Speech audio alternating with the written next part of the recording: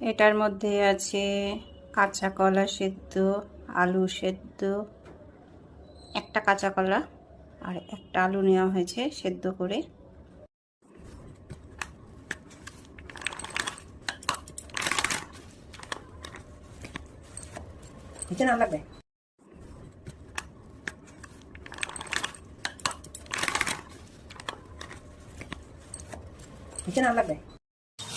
বড়াগুলো এইভাবে ভেজে নেওয়া হবে। আপনারা চাইলে গোলগুলো ভেজে নিতে পারে, আমি এইভাবেই নিচ্ছি। বড়াগুলো ঠিক এইভাবে লাল করে ভেজে নিতে হবে।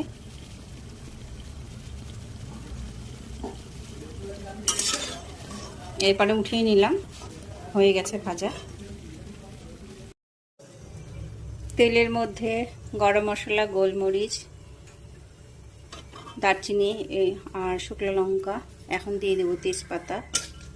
একটু নেড়ে নিয়ে তেজপাতা দিয়ে দেবো।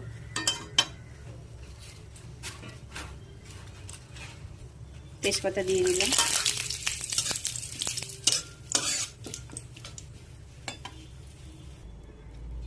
একটু ঘি দিয়ে দিলাম।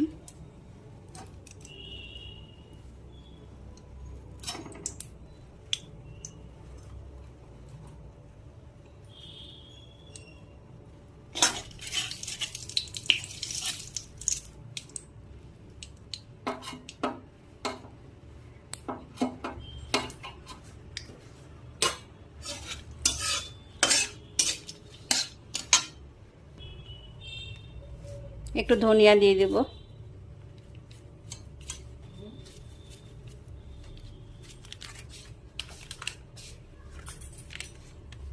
একটু শুকনো লঙ্কার গুঁড়ো দিয়ে দেব। এইভাবে দিলে পরে আপনি মাপটা বুঝতে পারবেন। আর নিরামিষে এইগুলো এখন মিলিয়ে নেব। এরপর একটা স্পেশাল মশলা আছে, এটা দিয়ে দেব। এই মশলাটা, এটার মধ্যে আছে বাদাম, দুধের স্বর, এইগুলো এখন দিয়ে দেব।